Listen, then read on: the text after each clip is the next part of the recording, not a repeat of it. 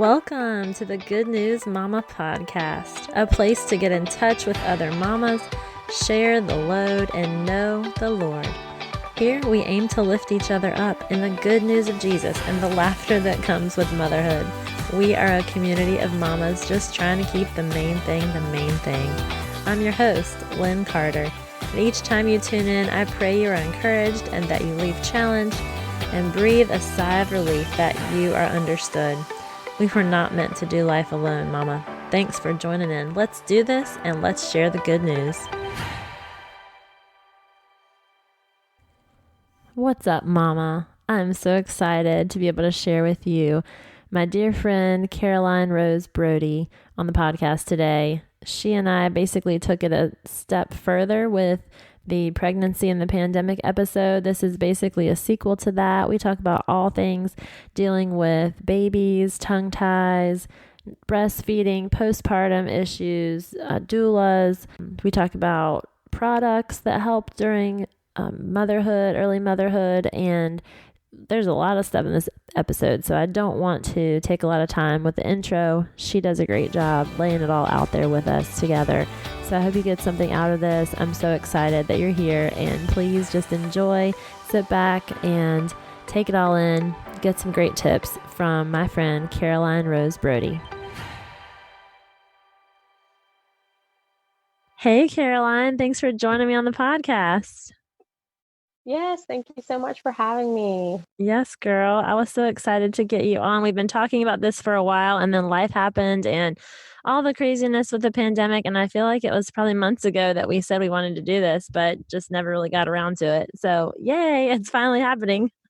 I know. I was trying to tell my husband, remember when I told you that I was talking to Lynn about this podcast? I think it was in January. I don't know. And he was like, I honestly don't really remember. I'm like, yeah, I know it's been a few months, but like you said, life happens. Exactly. And one of the reasons why I wanted to have you on the podcast, especially around this time and how it just kind of worked out, is because what you wanted to share kind of tied in with some of the things that you went through with your pregnancies and with motherhood and just things that you found to help make motherhood easier. And we had just done the episode with Heidi about pregnancy during the pandemic and what it was like for her to deliver. So I thought this would be a great sequel to that, to kind of follow up with right after you've had your baby and just kind of you've had different scenarios come up that you've worked through in your motherhood. So why don't you just start by giving a brief background and letting us know who you are and what you'd like to share. Sure. Thank you so much for having me. This is so exciting. Also a little nerve-wracking. I'm honestly a little bit nervous, but no, girl, it's fun. So a little bit about me. I'm 30. This is the last day I will ever be 30. Tomorrow I turn 31. Happy birthday. Thank you. It feels so weird to say that out loud. I have a 3-year-old son and a 18-month-old daughter. Let's think. So back in 2016, when I had my son, we lived further away from my parents and my in-laws. Now we're close by to both parents. So it's really nice to have that help. Yes. But where were you before? So we were in Chapel Hill, Durham, Chapel Hill, Carborough area. Yep. And our parents are on the coast. So it was about a 3-hour drive for them, which isn't too far. I know some people don't have parents even in the same state. Sure. But when they're working and we're working, it's hard for them to come see us like during the week. Yeah. When we need help. So everything was good with that pregnancy. I did CrossFit up until he was born. So I didn't really have any complaints about pregnancy and labor. Of course, it was hard. Yes, very girl. hard work. Now, did you end up delivering naturally, or did you use medicine or have a C-section? What was your first delivery? So with Conley, I did end up having an epidural. And as you know, a lot of people have a birth plan. And like before I was pregnant, when I heard birth plan, like I thought people literally wrote on a piece of paper or typed out like their plan and like gave it to their doctor. Yeah. That wasn't me. I had a plan in my head. My husband knew like I wanted to go natural. Now, before I was pregnant, I was all like, I'll get an epidural as soon as I get in the hospital. I'm all for it, But once you get pregnant and you start learning and reading books, Yeah. And I had one of my really good friends who kind of helped me on my postpartum doula journey had introduced me into a book by Ina Mae Gaskins, The Midwife. Yes. I'm drawing a blank on the name of the book. I should know it because my doula said the same one to me. So But I know what you're I'm drawing talking a about. blank. I'll look it up. I'll think of it later. Yeah, I'll look it up and get back to you. But I read it. It's all about natural birth and how we're made to give birth. Yep. Like, no matter how big or small we are, no matter how big or Yep. small the baby is, like, we're made to do this. So it's like framing your mindset, working on breathing. And I was just really like, wow, like I used to just think like, I'm not strong enough, I can't do it, but we Right. really can. Yep. So I wanted to have a natural birth. The whole pregnancy, I was measuring big. The baby's going to be big, baby's going to be big. Like towards the end, we had an extra anatomy scan and their projections were like 9.5 pounds. Wow. Like at 38 weeks, he was already almost 8 pounds. So I'm Yeah. like, I got 2 weeks to go. Like he needs to stop. Get out. And You're big enough. yeah, I had joked like, oh, well, if he's big, like, can I get induced? But now, like, I'm happy with how everything went. But anyway, the plan was to go all natural. I labored at home for as long as possible. We were about 35 minutes from the hospital. So, like, when I couldn't make it any longer, we went to get checked at the doctor's office first. And I remember the midwife looked at me and was like, this is your first baby. You are a rock star. Like, I cannot feel your cervix at all. You're almost completely dilated. Go to the Wow. hospital now.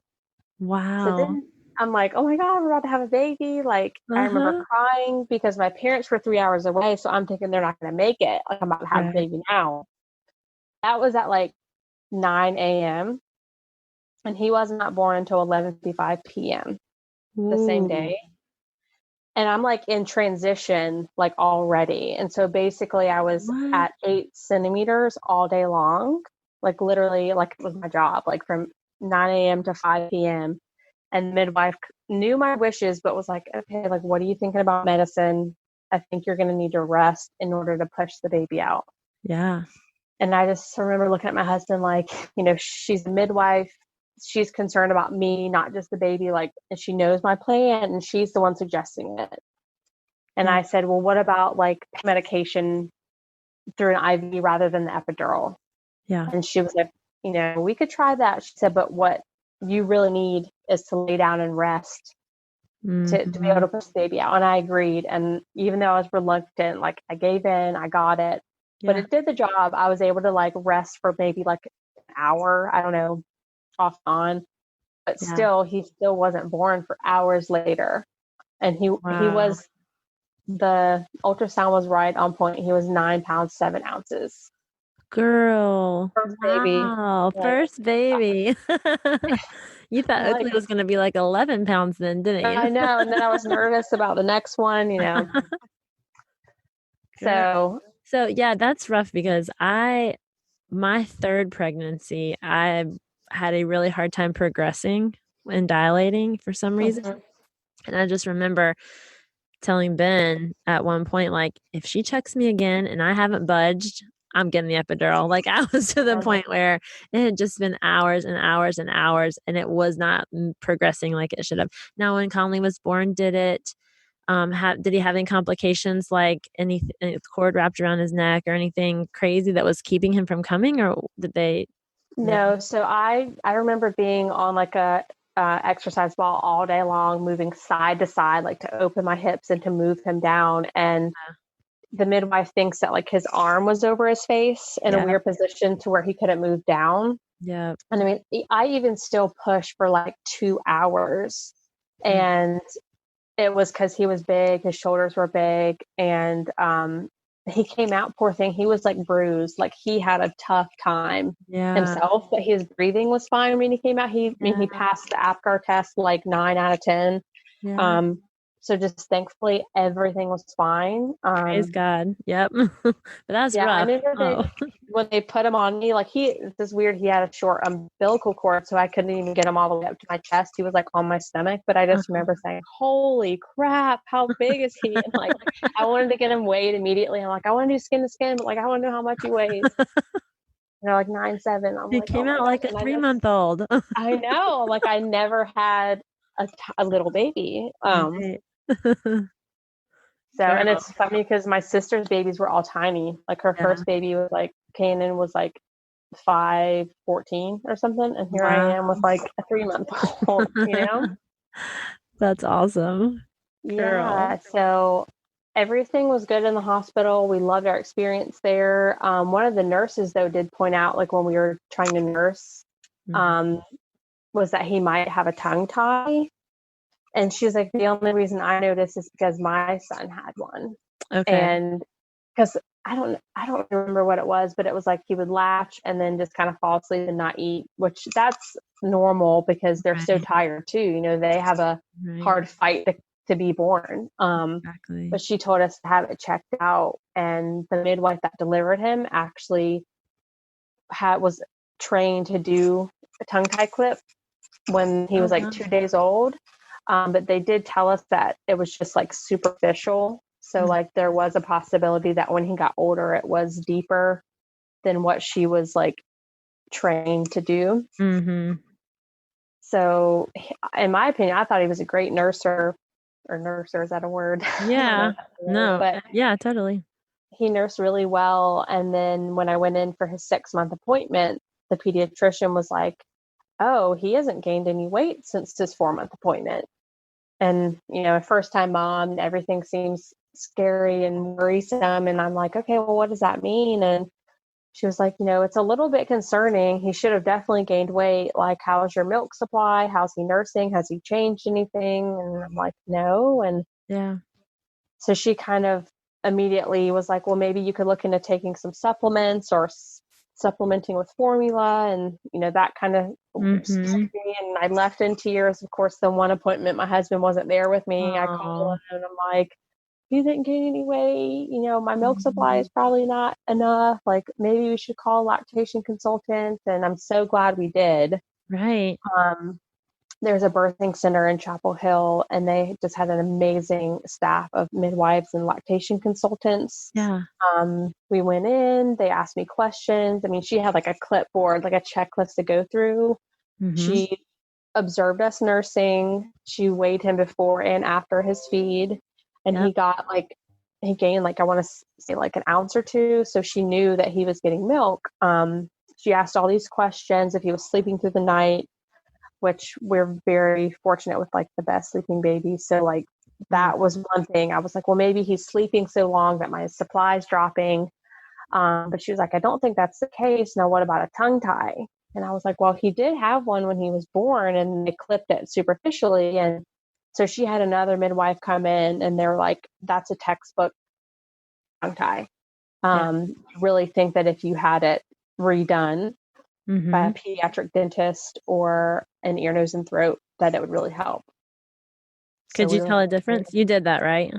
we did end up doing it, and it was just kind of in a hectic time because we were moving back home to the coast. So Yeah. we were like, well, do we find someone here before we move, or do we find someone at home? Right. And the ear, nose, and throat doctor at home wanted to put him under to do a laser, and that was scary. We're like, he's 7 months old by this point. Like, we don't want to put our child under anesthesia if it's not like an emergency. Right. So we ended up going to a pediatric dentist in Apex, North Carolina, and they were phenomenal. It literally took them 15 to 30 seconds to revise or do the tongue tie. And we found out he had a lip tie too. So they were like, we should just do them both at the same time. Yeah. So they did. And immediately, like, I noticed a difference because what the problem was he wasn't able to open his mouth and get his tongue out enough to Yes. extract the milk. And Yes, I didn't girl. notice it. It was a little bit painful in the beginning, but I guess I just got used to it. So it wasn't painful anymore. And Mm-hmm. that was the problem, was he just wasn't efficient enough. And so he wasn't getting the milk he needed. But as soon as he had that tongue tie and lip tie done, he went for a re-weight check once we moved back home, and he'd already gained like over a pound in like 3 weeks. Wow. That's amazing. So that I'm so thankful that we went to that lactation consultant who really specialized and like looked at the whole picture. Yes. So there's a Facebook group that I joined as maybe a pregnant mama. I don't think I'd had the baby yet, but it's called Sweet Drop Cafe, but it's a Facebook group and Oh, okay. a certified lactation consultant. She has a ton of initials. I don't even know all of them, but she's amazing. I got my breast pumps through her, but she um runs like a Facebook community, and they ask all sorts of questions, and they're so supportive, and there's no shaming, but it's very Mhm. encouraging and very like when mamas like have situations like you did where they don't know the answers or they want to give up, then people are Mhm. like, well, have you tried this? Have you tried this? Is there anything else going on? And they really are a very supportive community. So I wanted to mention that while I was thinking of it, because lip Yeah. ties and tongue ties are so common and we just don't even know. And like you said, the way that the tongue moves when the baby's breastfeeding is completely different than the way it moves when they have a bottle. And I didn't Yeah. know that I until my third baby. Isn't that crazy? Mhm. Until my third baby that wasn't good at taking a bottle because I waited too long to give a bottle.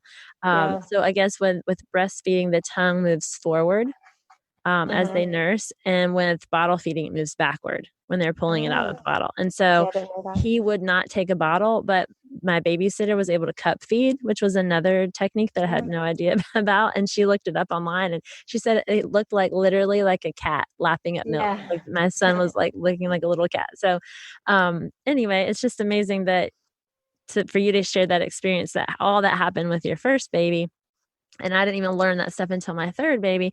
Like there's so many things that can happen and go into it. So mamas listening, if you are going through something crazy, just don't be afraid to advocate for yourself and your baby and reach out to people.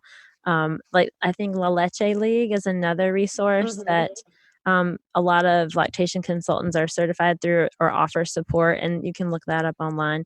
It's La Leche League, like the milk league. So yes, that's awesome. Thank you for sharing that, because that can be seriously scary when you take your baby and you think that you're doing something wrong, and it's not. It's Yeah. just simply anatomy, right? Yeah, and I had asked the lactation consultant. I was like, my pediatrician didn't even think to ask if he had a tongue tie. Uh-uh. She didn't look in his mouth at Mm-mm. all. She just was like, maybe you need to get on some supplements for your milk supply. Mhm. So, and just like you said, that's what I was going to mention is as moms, we need to advocate for ourselves and our children and do some of our own research and Yeah. not think that one professional's opinion is the be all end all. Yes. Because I could have left there that day and gotten on some supplements that could or could not have helped, and then been Mhm. discouraged and worried and stressed. But instead, I was like, I've got to find someone that specializes in lactation. Yes, and it wasn't even a problem with your supply, so you could have had supplements and nothing would have really changed, which would have been even more discouraging. But you just very good that you looked up different avenues and found out what it was. That's an awesome feeling. And then just in that short amount of time, a whole pound when he hadn't gained a pound and from month to month checkup. That's awesome. Hey, Mama, I just want to take a break right here and say that no matter what type of situation you're in as a mom, whether you're breastfeeding a newborn or trying to figure out the hormones of your new teenager, there's a place for you in our new Facebook group, the Good News Mama podcast community. I'm telling you about this because we're all in different phases of motherhood and we need the support from each other. We need to know we're not alone and feel encouraged in what God wants to do in our lives and our families and our relationships with our kids and our faith, and just be encouraged. So hop on over to Facebook, search the Good News Mama podcast community, and get in there and join in on the discussion. We're going to be talking about podcast episodes, but really anything that you need to know, any way you need to be supportive. Mamas are in there and we want you to feel the love. When you request to join, you'll be prompted with 3 questions, basically letting me know how I can help you, serving you in motherhood and your faith, asking any topics you'd like discussed on the podcast or any future guests.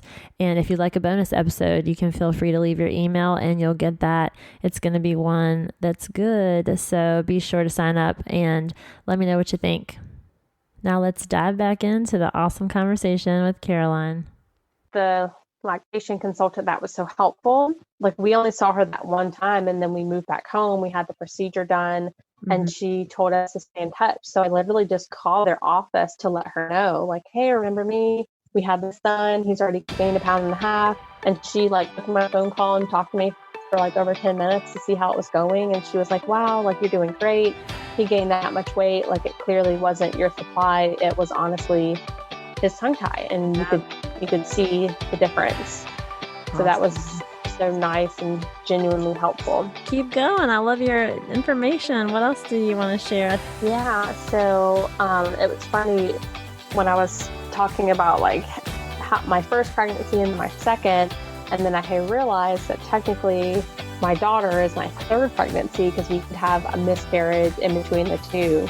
And I know some people aren't comfortable talking about that, or, to each their own, but when I found myself talking about it and sharing it with friends, so many people were like, girl, I had a miscarriage too. I just don't talk about it. And I was like, oh my gosh, like I never knew. Just like they would have never known if I would have talked about it too. And it really is like more common than we think. Absolutely. So ours miscarriage was really early on, which I know some people say like, oh, we were only XYZ weeks, but still, it still happened, Yes. It's still, for me, it was that built up of excitement. Like we had just gotten excited, like, yes, we prayed for this and we're going to get only a sibling. And then as soon as we got excited, it just like all came crashing down. So what was that experience like for you? How far along were you, and had you had checkups and things, and what was that like? Do you mind sharing? Yeah, I don't mind sharing. I was only 6 to 8 weeks. So like we had just found out, and just that giddiness in the beginning, it was just heartbreaking for it to all come crashing down just a few weeks later. So I'd only had like one initial visit to confirm with a pregnancy test. We hadn't told anybody yet, which in my opinion, I think was good that we hadn't shared the news. And it just had me just so sad, just like heartbroken, questioning why. What did I do wrong? Did I lift too heavy this week? Because I was doing CrossFit, which I had with Conley. So that was my plan for the next one. Right. Did I lift too heavy? Did I drink too much protein? Did I not drink enough water? Like, what did I do wrong? I think we are all guilty of that. And it's not like that. It's not what did you do wrong at all. I know. So. And it was really hard to get past that, thinking like, I know it was me. I know I had to have done something wrong or different this time around. Like, did I not take vitamins soon enough? Like, thinking anything under the sun. But our midwife was very encouraging. I mean, she gave me a hug, was very like, you could tell she was sad for me, but she like made it very clear. She was like, I just want to make it crystal clear that there's nothing that you did. There's nothing you're going to be able to go back and pinpoint to prove that you did something wrong. She was like, unfortunately, there was just something that wasn't okay with this baby, and it wasn't able to progress. Right. And she said, you will probably have a successful pregnancy after this. You can't base your next pregnancy on this pregnancy. Right. And I just, we just both were just very sad and just shocked because we were able to conceive so easily and quickly with Conley, and same with that pregnancy, that we it's just shocking, and you just don't even know how to react and how to move forward from it. But we obviously did, because I was so sad, like, oh, I just want Conley to have a sibling. And thankfully we were able to. And then my pregnancy with Oakley, I think I worried so much every single day, like with every passing day and week, like, are we going to make it out of the first trimester? So I know a lot of moms of miscarriages, the next pregnancy is just so worrisome, because you're just so worried, like any spotting or cramp or anything you do, you're just filled with so much worry. I can imagine. It just blows my mind, the thought of just what you said, just thinking, what did I do? Could I have done something differently? When in reality, it was nothing you could have done, because like you said, sometimes it just happens. I actually looked up a couple of stats on it, and I didn't realize it's basically 1 in 5 known pregnancies. So like 20% can result in miscarriage. And just to know that it's not like once in a blue moon, that it is a little more frequent than we think of, and that it's okay to talk to somebody about it and not hide these feelings to yourself. Because what you do when you internalize something like that and you hide it, it's almost like you're condemning yourself, or you're shaming yourself for something that was not your responsibility or your fault in the first place. And so I think what you Yeah. just said, being willing to talk about it and share with other people, can kind of help with the healing process and help you realize that it was not anything that you did or didn't do. And what you just said there, as far as thinking during your second pregnancy, is everything okay? Did your doctor offer you any advice or suggestions or any resources to go to about your pregnancy after a miscarriage? Was that something that you had to do on your own to look up things? Or I know, like, on forms that we fill out, they're like, have you had, how many births have you had? How many miscarriages have, stuff like that. So I didn't know what they really did with that information, or if they helped you at all with it, or they were just busy as Not usual. really. I mean, yeah, they had just kind of said that like there's really no research or evidence to show why some anatomical, issues going on. But for me, that wasn't the case. They were just encouraging, to not be discouraged and Yeah. to try not to worry that the statistics of having another healthy child after a miscarriage are so high. But I honestly dislike when people say, "Oh, everything happens for a reason." Yeah. But I kept repeating that to myself over and over again, even though I didn't know what the reason was or why something so heartbreaking would happen. But I tried to keep that in my mind. Mhm. And then moving into my daughter's birth, we would not have, if that would not have happened, we wouldn't have gotten the birth story with my daughter on Christmas Eve that we had. So I'm I Yeah. know it sounds crazy and it may be kind of morbid, but it just wasn't the right time in our life for that to happen, to Right. get the birth of my daughter like we had. And her birth is the best, craziest, most awesome thing that's ever happened to me. So I would have never gotten that had we Yeah. not gone through that little tragedy. Well, please share it. I know most of it Yeah. because I follow you on social media and I've known you for a while. But yes, I'd love for listeners to join in. Would you share it with us? Yes, of course. I love sharing. I still feel like it was yesterday. Oakley's birth story is so crazy, and I think about it all the time. Just like when my first was born, I would think about their birth all the time, but this Uh-huh. one is just insane. But I do feel like with my pregnancy with Oakley, that since I had had my miscarriage and I worried more, I prayed more, every single day.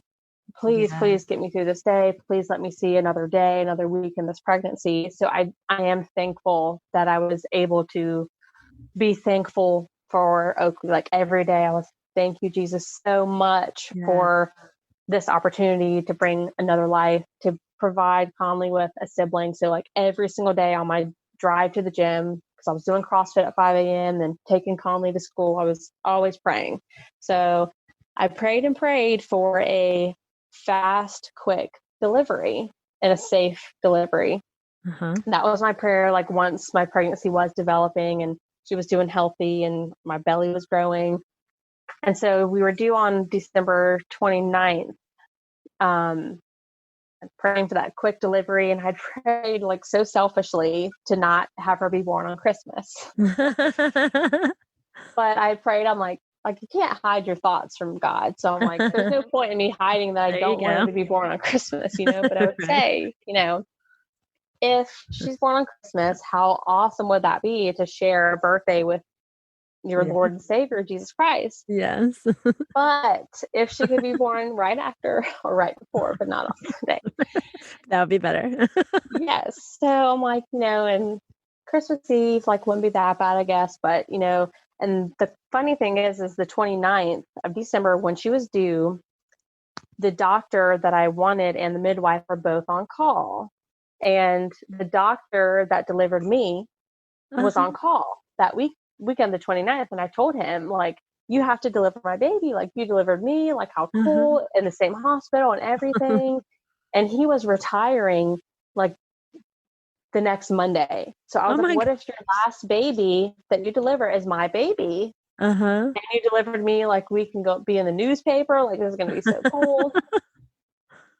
So God listened to my prayers about a fast and quick delivery, but he decided that she needed to be born on Christmas Eve instead. And, I had also like towards the end of pregnancy, I was getting like emotional, like how special that I'm pregnant the same time that Mary was. Yeah. And that he's blessed us with another child. And so I was really emotional and just feeling very thankful. Mm-hmm. And so the day before Christmas Eve, I had some sporadic contractions. So on Christmas Eve morning, like I told my husband, like maybe we should send Conley off to your parents' house so I can get some rest, get some things done before church. Uh-huh. Our tradition was to go to his parents' house, my in-laws' house, to have a big dinner after church on Christmas Eve. So I was going to rest all day, but I actually ended up cleaning everything in the house, keeping myself busy. I didn't actually rest. Yeah. And I made myself, I had read that like eating prunes. Prunes, is that it? Yes, prunes. Right? I don't Prunes. know. Oh my gosh. Can start Yeah. labor? Yes. Okay. But I didn't want to start anything too early and have her before or on Christmas. But Yeah. since I'd already had contractions, I'm like, I'm just going to go ahead and, no, Get the show on the dates. road. Oh, dates. Not prunes, sorry, dates. Yep. I'm like, I'm going to eat a bunch of dates now. So I made a date smoothie. It was not good, but I made myself drink it. And like the serving size was like 2. And I ate like 8, 6 to 8 times the serving size in the smoothie. Oh my gosh. Not really thinking like much of it, but now I'm like, someone needs to do a research study on me because I'm pretty sure like this is why this happened. So I do the smoothie, like everything's fine during the day. I might have a random contraction here or there, but nothing serious. So then we go to my in-laws' house, meet up to go to church. We arrive at church at 6 p.m. And at like 6:17, I started getting some intense contractions at church. We're sitting on the front row of church. Oh my gosh. Big pregnant belly, little 2-year-old with us. And I'm at the point where I cannot sit down anymore. I'm uncomfortable. So I get up, I'm going to the bathroom, like trying to keep moving. I'm standing at the back. People are offering me, oh, would you like my seat? And I'm like, nope, can't sit down. I'm like, this is getting intense. Like I'm like breathing deeply now. And so my husband comes back to check on me. And I'm like, these are getting like probably every 5 minutes. I'm timing them in my phone, my contractions. Yeah. And I'm like, this is where I need you to like rub on my lower back because I have really bad back labor. And Yep. Same. he's like, well, we should probably head home, which we had packed our car with our clothes just in case. Mm-hmm. And our church is right near the hospital. Okay. But I wanted to go back to my in-laws to get some ham. Like I wanted to eat. Right. Because I'm like, there's no telling how long we're going to be in the hospital. And I'm going to go without eating. We're going home so I can eat my Christmas Eve feast first. There you go. And that tells you right there, you probably, I think I've remembered that if you're really hungry and you're ready to eat, you're not quite there because once you get into that it's time, you don't care about food. So you knew you weren't there yet, right? You're like, I got some time. Let me get my snack. And I then know we'll I take care needed of to it. eat. And so the funny thing I realized in hindsight was that I told him, I was like, I'm hungry. I need to get some food. And he's like, well, let me go grab you a protein bar out of the truck. So he grabs me 2 protein bars, and they are called RX bars, which have 2 dates in them each. Wow. And looking back, I'm like, I had even more dates at church. So I had those 2 RX bars. I whipped them down. My husband gathers up the family and is like, we need to leave. And I think everybody's just kind of like, oh, like that happened fast. Like, what's going on? By the time we're in the car, I'm like crying through the contractions. They're 3 to 5 minutes. We get home to my in-laws' house. I get in their bathtub because that was really helpful for my back labor with Conley. Yeah. And it was really helpful then. My husband brings me up a plate of ham, a little ham sandwich, and like some chips. I couldn't even enjoy them. At that point, I was like, this is pointless. I can't even eat the ham. Like I got to focus on getting through these contractions. So wow. My birth doula was in Greenville, which is about an hour and 15 minutes away. And I'm like, you got to call her, tell her to go ahead and head to the hospital because she needs to be there when we get there. So he calls Marcy. She's like, I'm on the way. which she was pregnant with her 4th child on Christmas Eve, but was willing to get in the car and come Oh my support. gosh. And he's like, all right, I called Marcy. We should probably head downstairs. And he's like, I'm going to get you out of the bathtub, get your pants on. But like, once I get you downstairs, I've got to get the vehicle ready. And I'm like, no, like, don't leave me. Like, I need you. And he's like, I got to get the car. So we go downstairs. I'm like, oh no, I got to go to the bathroom. I go to the bathroom. And at that point, I couldn't sit down. Yeah. I hover over the toilet and my water breaks. Uh-huh. And my water hadn't broken on its own with Conley. It broke when they were like checking for centimeters. Yep. So I never had the natural water breaking sensation. And if you've never had one before, it is like the floodgate. Well, I guess everyone's different, but it is like the floodgate, and it was on. And I'm like, oh no, I need some new pants. And my mom comes in and was like, you're not going anywhere. Like, you're about to have this baby right now. And so I'm like, somebody call 911. Yeah. And I swear that my husband just like looked at me for like 2.5 seconds. And I'm like, somebody call 911. Like, did you just hear me? And he claims that's not what happened. I told them to call 911. I'm like, yeah, but you hesitated for too long. Like, that you didn't believe me or something. So they called 911.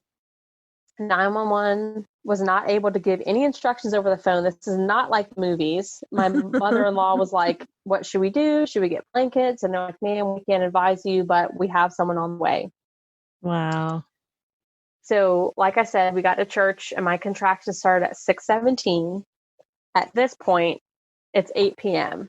So that's only been 2 hours. Yep. My water broke. The ambulance was called. They show up.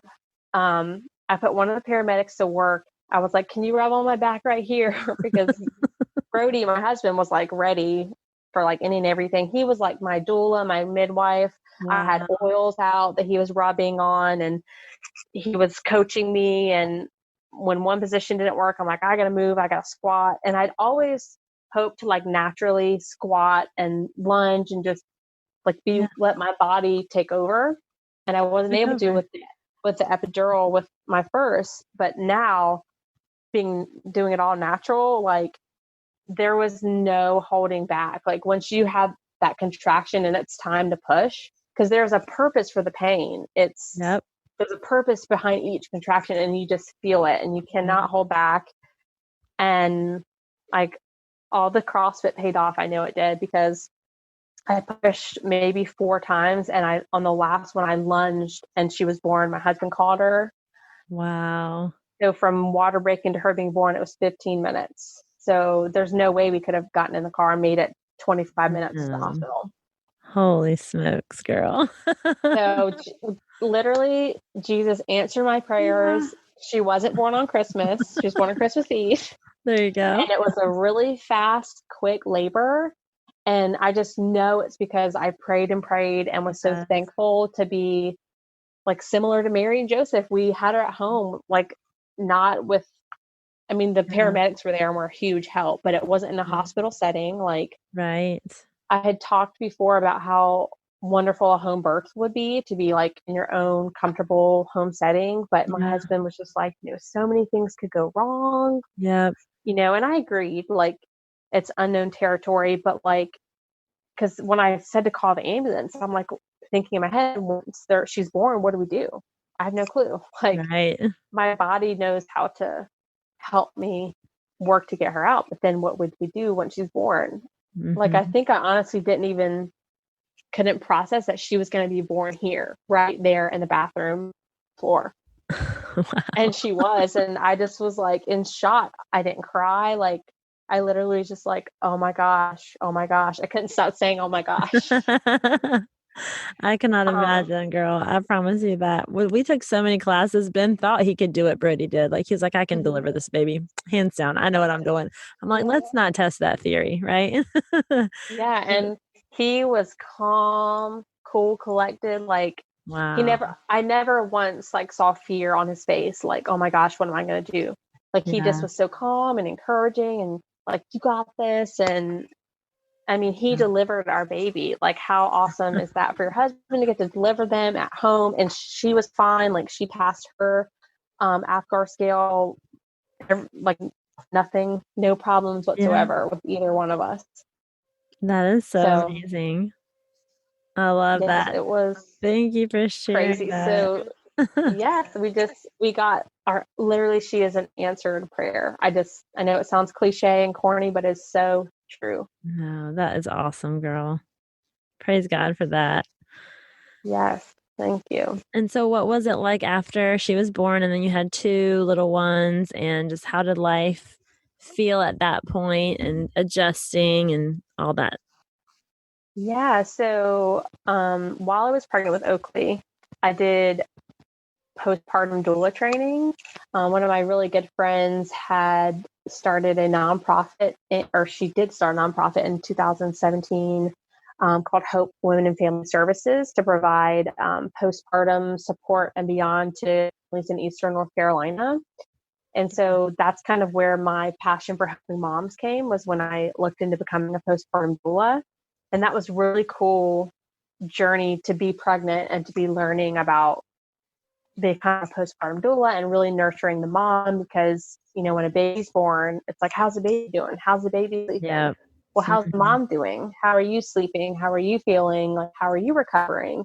Right. So I really, really love the idea of nurturing and taking care of the mom, the family unit as a whole. So even though I had done that training while pregnant with Oakley and learned about perinatal mood and anxiety disorders, or PMADs, I learned about that. I learned about nursing and just feeding babies and taking care of the mother, and maybe like warning signs to look for if the mom's not doing okay. That even I myself could struggle with some of those feelings after the baby was born. I felt like physically and mentally I was doing really well right in the beginning. She was a really good sleeper, just like her brother.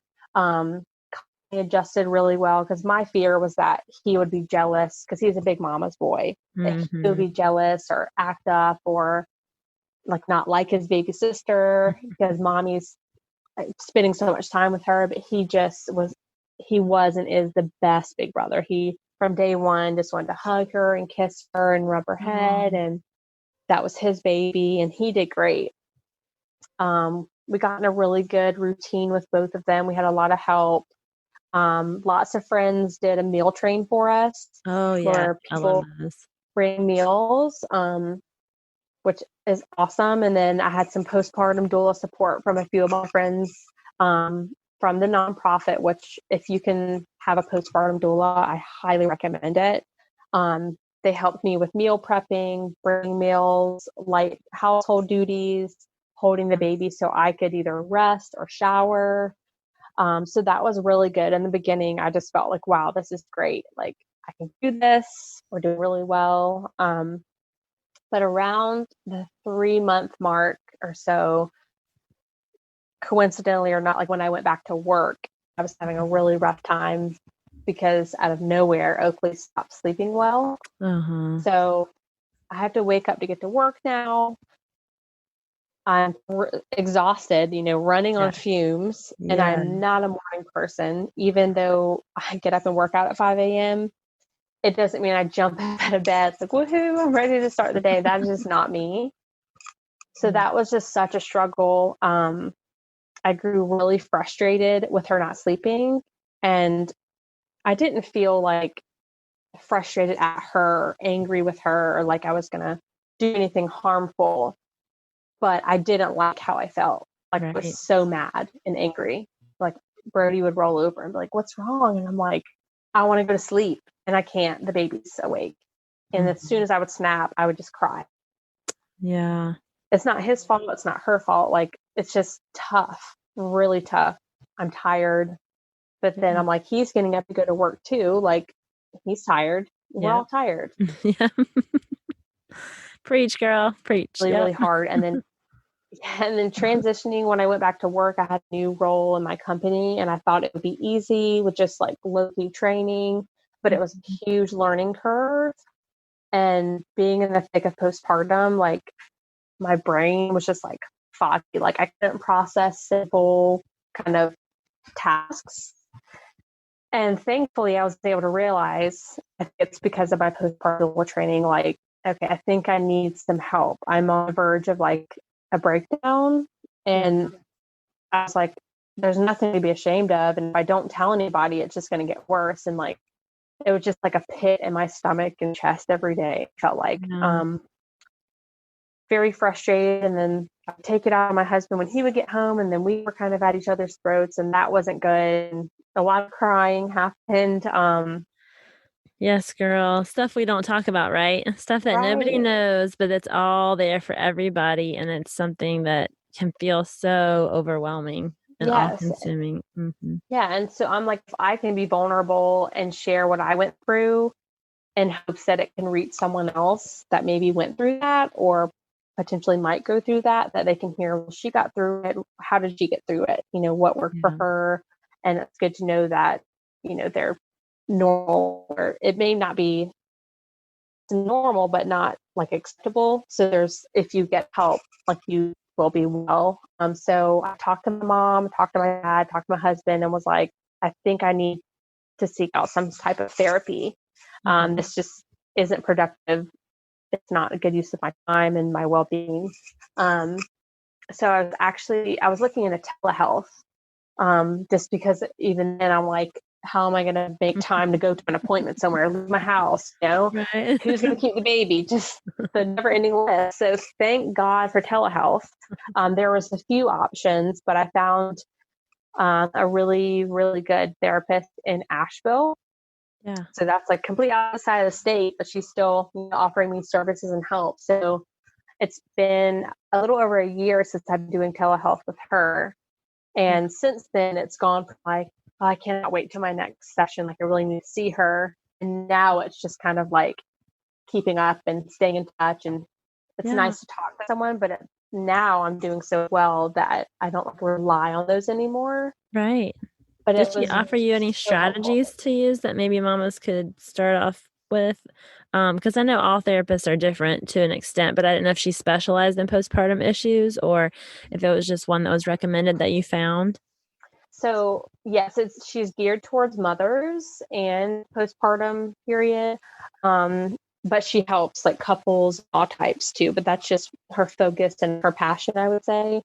So one thing that she recommends is that it's been so long that I feel like I've had to even use these techniques, but one is box breathing, or like counting to 4, like you kind of like trace out a box and take a deep breath and then exhale, really focusing on your breath so that you're not focusing on anything else but your breath, like to get the anxious, fresh thoughts out because you're focused on your breath. Another thing is like using all of your senses to think about, to get your thoughts away from your anxious thoughts. Like if you're laying in bed, think about how soft the sheets feel or how cool the pillow feels on the side of your face. Looking around and thinking of something that you smell and what you think about when you smell the freshly cut lawn. So just refocusing your thoughts so you can't focus on what's making you anxious. Yes. Like taking control of your thoughts so they don't control you and you direct what your mind focuses on. I like that. Yes, exactly. And one thing that she asked me, I can't remember when it was, but she had said like, what's one memory you have? So last summer we went to Mexico to celebrate my 30th birthday and our 5-year wedding anniversary. And after that trip, she had asked me, oh, what was your favorite thing about the trip?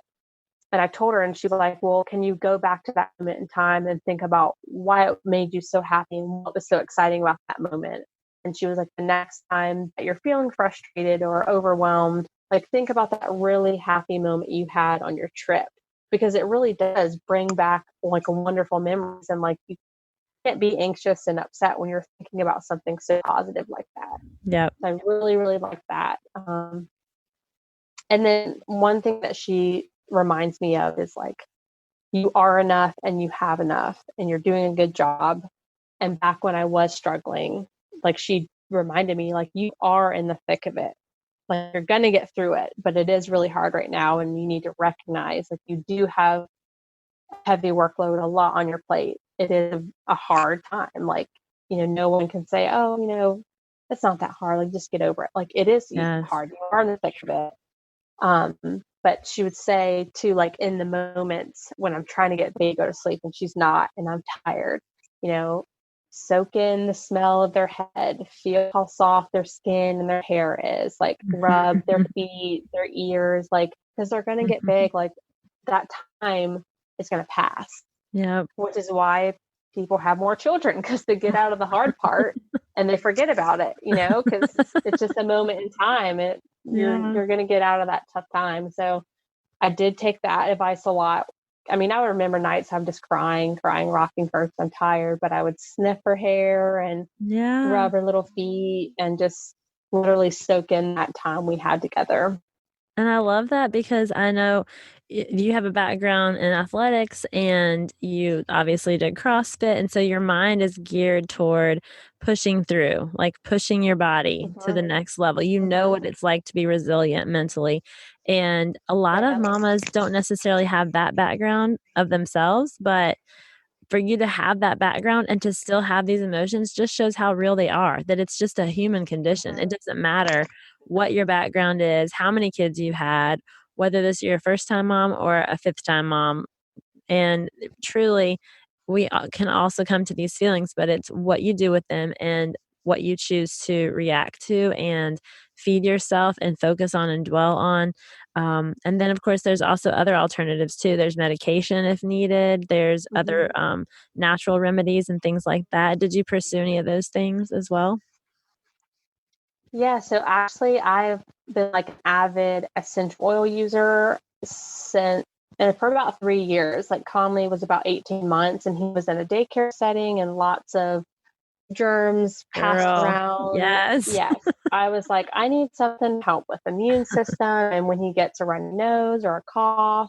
So I've been in like natural, like high grade essential oils, like not something that you can just buy like at a gas station. Like, these are good, reputable oils, something safe for the family that I can trust. And Yeah. I know before I was educated on the matter, I'm like, oh, oils, like, what is that? Like, how can something smell good, like actually do something for you? But until I actually tried it and got into practice with it, like, Conley got the flu at his daycare center, but he recovered in like 3 days, and his only symptom was a fever. Like, I know it had to do with the immune boosting properties of the oils we had used. So, fast forward to my own mental and physical health, I was already using essential oils. And I'm big on research. Like, I work research, so I want to research anything we put into our bodies. Like, I feel like once you become a mom, you care about things like that you didn't before, So after some research, I did discover CBD, which was like kind of a big word a year ago. It still is now. But I found out that CBD actually has natural cannabinoids in your breast milk. Breast milk has natural cannabinoids in it. So I'm like, oh, well, it's safe and could possibly be beneficial to the baby. I double checked with my doctor first to see if that would be safe. And he seemed to think it would be. There wouldn't be any contraindications for breastfeeding. He still was a little bit not knowledgeable on the matter yet, because there's still a lot of research coming out. But I talked to my therapist too, and she's in the western part of the state, so it's a little bit more prevalent there than here. So she said that, like, she had heard really good things about it too. So I'm like, you know what, I'm going to try it in addition to speaking with her and see if it could help or not. And it definitely has calmed my nerves. Yeah. And I don't know if it's a coincidence or not, but the baby started sleeping a little bit better. Yeah. And she could have been going through a regression, which they do, and those are temporary, but it helped me sleep really well. And when I would put my head on the pillow, my mind wasn't racing as much, thinking about all that had to get done or all that didn't get done. So it really helped calm my nerves and manage my stress level and help me be like a less frustrated mom and able to enjoy things in the moment rather than thinking about all that has to get done, the laundry and all this. It just kind of takes like the edge off, makes me be more calm, I guess is the Yes. word.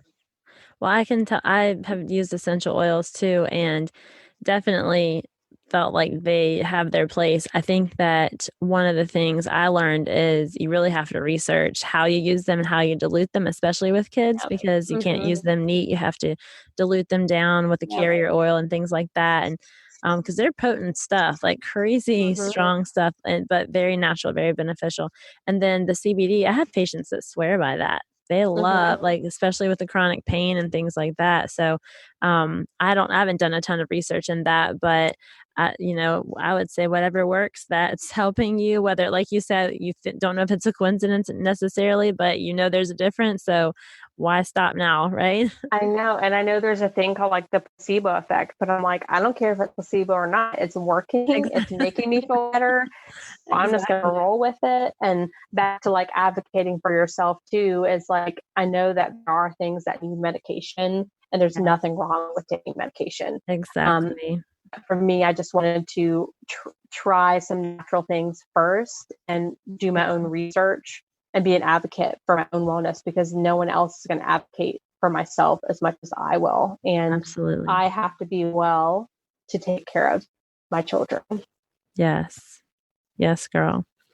So, I haven't really talked to you about what you do, but you do a ton. And you recently got baptized. I wanted to just hit on a little bit, like all the things you're involved with right now, what you do for your job, how you're serving as postpartum doula, because you're about to be certified in that, right? So Yes, once I'm you're working on certified, my will you take clients then? yeah, so I'm working on my certification. I do work full time in clinical research. I did postpartum doula training in 2018, and in order to become certified, it depends on what like certification organization you go through. But for ours, you have to do I think it's 30-hour training course, and then you have to volunteer with 3 families for 12 hours per family. Mm-hmm. Um, and that has to be in the first 12 weeks of the baby's life.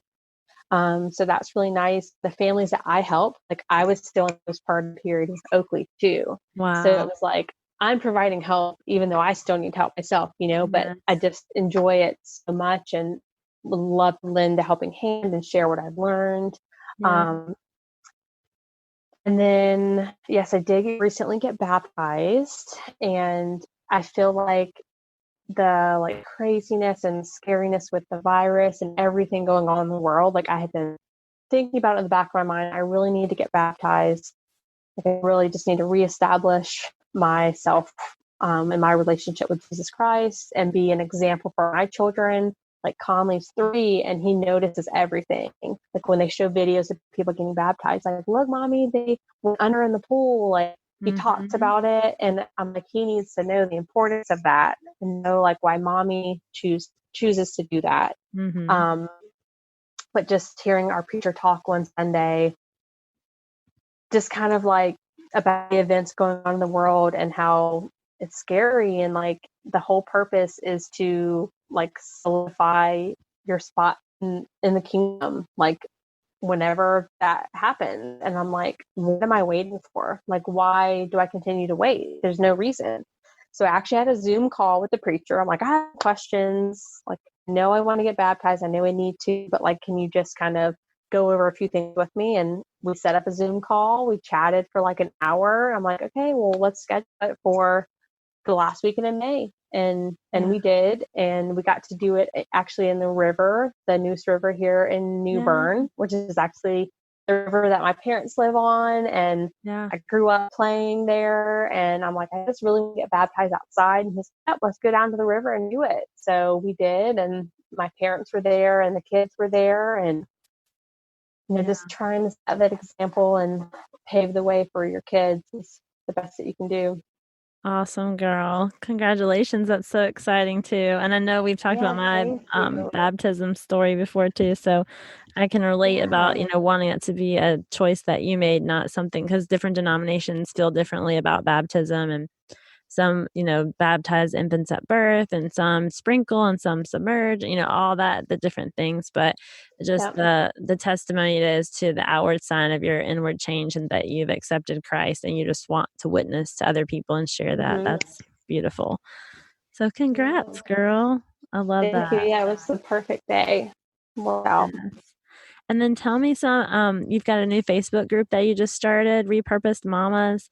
I've seen a few things here and there. What's that like? Tell me about that group. Yes. Yes. So in the midst of this pandemic, I've already talked about my postpartum doula work and just loving helping other moms, and like just thinking back when I had my son, I felt isolation that comes along with motherhood sometimes, and sometimes losing your focus and what your purpose is outside of being a mom. Yeah. Some people just know that they've always wanted to be a mom and stay home with the kids, or some have known that they'll always work, but there's sometimes you lose like what is your purpose outside of raising the kids and going to my job every day. Yeah. So for me, I'm kind of discovering that, like, being that person that fellow moms can come to for advice and a community and just a friend or an ear to listen. I'm like, we're at home. We can't really meet up for a happy hour Yep. or take our kids on a play date. So let me create this Facebook group that moms can come to and encourage each other and be a sense of community and a place for us to thrive together. We can commiserate together and celebrate our joys and praises together. So I Yeah. created this Facebook group called Repurposed Mamas, and just hoping to reach maybe a fellow mom that feels overwhelmed or busy and like she can't get it all done. She can Mm-hmm. come to this group and find ways to get it all done, and to find her purpose. Maybe she's put something on the back burner that she thinks she can't do because she doesn't have time, Yeah. or because she's taking care of kids. And a friend of mine once said, like, we shouldn't just survive motherhood, we should thrive in motherhood. So Yes. that's kind of my thinking behind the group, is to help mothers come there to thrive in motherhood. That's so important. I share that same passion because I know it can be so isolating. And when you're in the thick of it, you feel like you're the only one. You start talking to yourself like, it's just me. Woe is me. Nobody else is going through this. Look at their social media. Look at what they're doing. I'm such a bad mom. I don't do any of those things with my kids. And you start believing all these lies.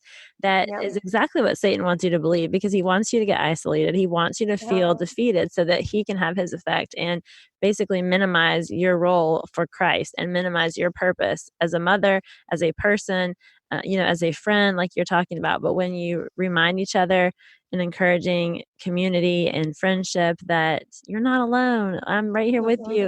We're all going through the same mess, mama. Yes, we It's just all have so that mom important. guilt, whether we feel Yes. like we should be working or that we should be working, or we Yes. didn't serve a gourmet meal for dinner. Like, I posted before, like, how many times a week can you make a peanut butter and jelly or chicken nugget? Like, we just alternate every other night. Yeah. Like, I didn't provide any vegetable tonight.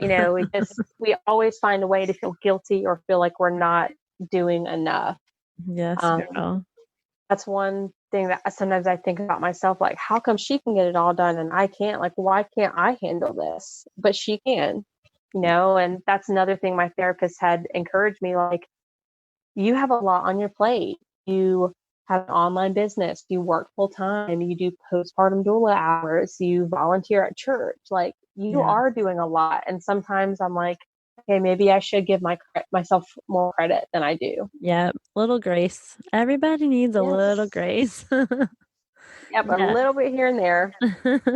Thank you so much, Caroline. I am so happy we were able to get together and talk tonight. Where can we find you on social media? Would you like to share with us your handles? Yes, I would. So on Facebook and Instagram, it should be pretty easy. Caroline Rose Brody on Facebook and Instagram, it's the same. And if you are a busy, overwhelmed mama and you want that support group, you can check out Repurpose Mamas, MAMAS, on Facebook. Yes, I love that. Thank you, girl. How can I pray for you? I'd love to lift you up and your family. What would you like to be prayed about? What would you like Yes, prayer for? I would say just maybe peace of mind and not worrying about the plans for the future. Like, putting it all to God, and He will make it help it to fall into place. Yes, absolutely. Let's pray about that together. I'd love to bless you and your family. God, thank you so much for Caroline. Thank you for her heart and her mission that you've given her, for the passion you've put inside her. God, I thank you for her friendship and her willingness to come on this podcast and be vulnerable and just lay it all out there, just in true faith and submission to you, knowing that you can do good, that you can use it to speak to a mama that's been there, that's walking in her shoes right now, that needs to hear this message. Lord, I thank you for the truth that you've shown her about how good you are and your faithfulness in answering her prayers. Even though we pray things sometimes that may not be in your will, you still are faithful to us, God. You show us that your will is better than what we could have ever imagined. And you did that for Caroline by that awesome birth story with Oakley and just allowing her to experience such an amazing, transformative birth that she didn't get the first time around. But we just thank you that you had her in just the right place at just the right time and provided her with that support. And Lord, you're always faithful. So we thank you for that. And I just lift up to you all the things going through her heart and her mind, and just put in your hands what she's facing in the future and just plans that she may have, and just asking for wisdom and your guidance and leading her and where she should go, where her family should go, and the decisions that they have to make. Lord, just pray that you would be right there with them, that you would give them just an eternal perspective and whatever that looks like, and that they would just feel confident and renewed, knowing that asking you of your will to be done in their lives is the best thing that they could do, that no matter what they think is best, you're going to put them right where they need to be at just the right time. So I thank you for that, and for their health, and for their beautiful family and their marriage. I lift up to you her and her husband. Just pray favor on them, God, in this year and this season. Lord, what she's doing is an awesome thing. All the things that she does are awesome, but I just pray you'd renew her strength in her mind and her heart and her hope in you. And please keep her safe until we meet again. And I lift all this up in Jesus' name. Amen. Amen. Thank you so much, Yes, Lynn. girl. I'm so happy I could be here. Me too. Thank you for being on the podcast. I hope you enjoyed this episode of Good News Mama. If you did, please leave me a review on iTunes. A 5-star review is best, and hit subscribe. Share with your friends on Instagram and Facebook. Please email me at lynn@goodnewsmama.com. You know I love questions. I love feedback. I want to know what you want to know. We're going to talk about what means something to you. So let's hear it. Follow me on Instagram at Good News Mamas. That's mamas with an S. And we look forward to seeing you next time. Keep your head up, keep your heart humble, and share that good news.